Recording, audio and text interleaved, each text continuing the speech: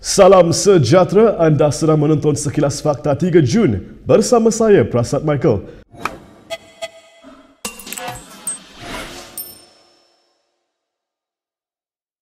Dua belas wakil rakyat Sabah daripada Pakatan Harapan hari ini memfailkan saman terhadap Kerajaan Persekutuan dan Kerajaan Negeri. Saman itu difailkan berhubung hak Sabah mendapat 40% daripada kutipan hasil negeri itu.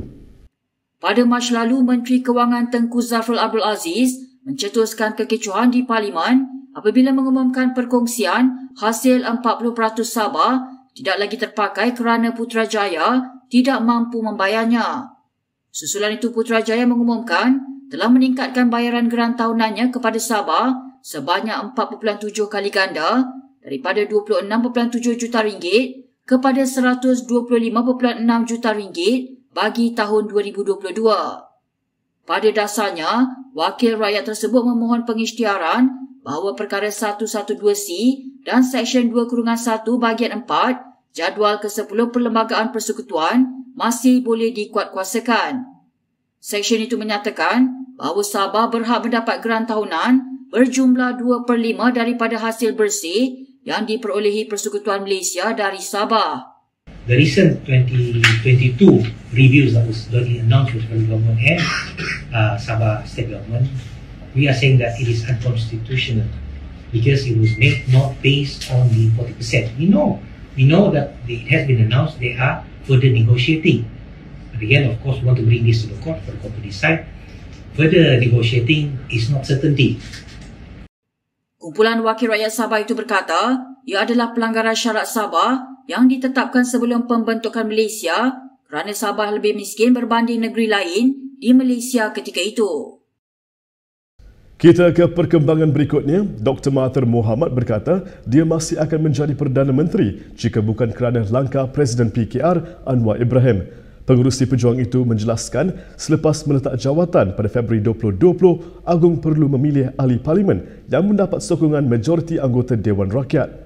Dalam wawancaranya bersama utusan Malaysia, Dr. Mahathir menjangkakan ketika itu, Pakatan Harapan akan mencalonkannya sekali lagi untuk menjadi Perdana Menteri, namun ahli Parlimen gabungan itu memberi sokongan terhadap Anwar.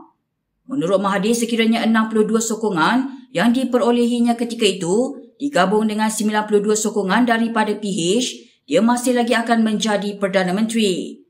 Sehubungan itu, kata Mahathir, ini merupakan sebab mengapa dia tidak mahu melihat Anwar dan Presiden Bersatu Muhyiddin Yassin dalam khemah besar pembangkang.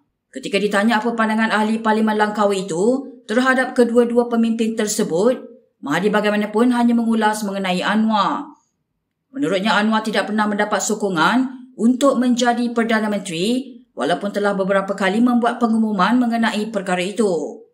Bagaimanapun katanya, dia menerima gagasan khemah besar yang menyatukan semua parti pembangkang semasa PRU akan datang kerana ia satu-satunya cara untuk mengalahkan UMNO dan BN. Sementara itu, Saifuddin Nasution Ismail berkata Anwar mampu mendapat sokongan majoriti jika Dr. Mahathir tidak memungkiri janjinya. Setiausaha Agung PKR itu turut menafikan kenyataan Mahathir bahawa dia masih lagi Perdana Menteri jika bukan kerana langkah Anwar. Bercakap kepada Malaysia Kini, Saifuddin berkata dia sendiri mewakili PKR di samping pimpinan DAP dan amanah yang terlibat tahu bahawa Dr. Mahathir bersetuju menjadi Perdana Menteri interim. Menurut ahli Parlimen Kulim Bandar Baru itu, Dr. Mahathir tidak bersetuju untuk menetapkan tarikh untuk berhenti, namun bersetuju akan melakukannya dalam masa 2 tahun, tetapi dia mungkir janji. Untuk rekod sebelum PRU ke-14, pimpinan PH bersetuju meletakkan Mahathir sebagai calon Perdana Menteri berikutan Anwar ketika itu masih berada di penjara. Namun susulan langkah Sheraton yang diketuai Muhyiddin Yassin dan Azmin Ali, kerajaan PH tumbang dan Mahathir meletakkan jawatan pada Februari 2020. Seterusnya, Muhyiddin menjadi Perdana Menteri ke-8 selepas mendapat sokongan daripada ahli Parlimen BN, PAS dan GPS. Sementara itu, Anwar gagal dalam percubaannya menjadi Perdana Menteri walaupun sebelum itu mengumumkan telah mendapat sokongan yang kukuh dan meyakinkan. Menjelaskan krisis politik negara pada 2020, Saifuddin berkata Mahathir telah meletakkan jawatan sebagai Perdana Menteri tanpa membuat perbincangan dengan pimpinan PH. Tiada tarikh tamat bagi MOU di antara kerajaan dan Pakatan Harapan seperti disalah faham oleh sesetengah pihak, kata Anwar Musa. Sebaliknya, Menteri Komunikasi dan Multimedia itu berkata, MOU tersebut menyatakan kerajaan dan PH bersetuju untuk tidak mengadakan PRU 15 sebelum 31 Julai. Bercakap kepada pemberita di Kota Kinabalu malam tadi, Anwar yang juga ahli jawatan kuasa, rundingan dan pelaksana MOU itu berkata, tarikh pembubaran Parlimen juga merupakan keputusan Perdana Menteri dan ahli Kabinet. Rabu lalu pada Konvensyen Barisan Nasional sempena ulang tahun gabungan itu, gesaan agar PRU disegerakan sekali lagi dilaungkan oleh pengerusinya Ahmad Zaid Hamidi. Dalam ucapannya, Perdana Menteri Ismail Sabri Yaakob berkata, beliau tidak akan melewatkan walau sesaat pembubaran Parlimen bagi memberi laluan kepada PRU ke-15 sekiranya Barisan Nasional sudah bersedia. Ditanya tentang tarikh yang sesuai untuk pembubaran Parlimen dan PRU ke-15, Anwar berkata ia sewajarnya tidak terlalu lewat sehingga memberi kelebihan kepada pesaing Barisan Nasional. Bagaimanapun, ahli Parlimen Ketera itu berkata, ia juga tidak boleh diadakan terlalu awal ketika BN tidak bersiap sedia dengan secukupnya, lebih-lebih lagi ketika rakyat berdepan isu kos sara hidup yang tinggi ketika ini.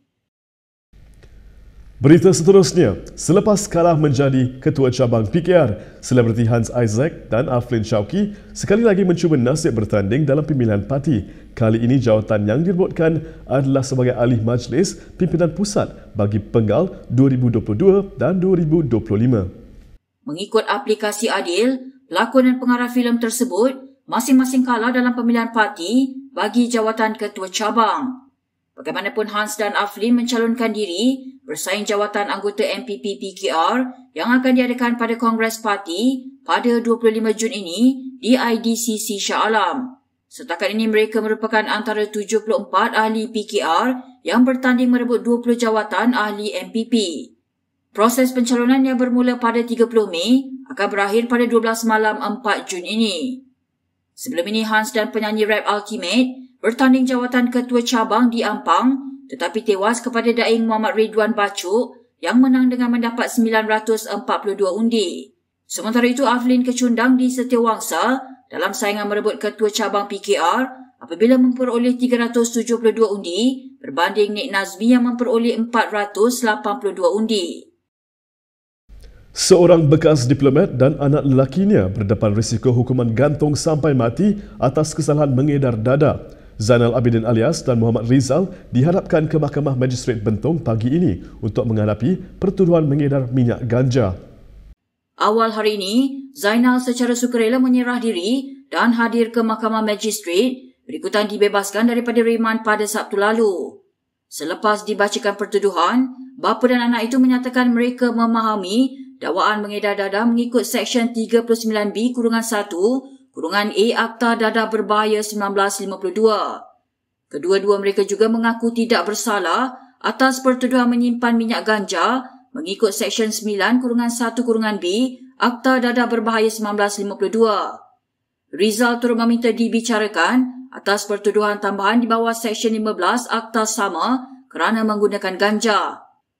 Kesalahan mengedar dadah di bawah Seksyen 39B boleh dihukum dengan hukuman mati atau penjara seumur hidup jika sabit kesalahan. Media sebelum ini melaporkan kedua-dua mereka diberkas polis selepas disyaki menanam dan memiliki ladang pokok ganja membabitkan hampir 100 batang pokok terlarang itu di Janda Baik Pahang. Berikut beberapa lagi ringkasan berita untuk hari ini.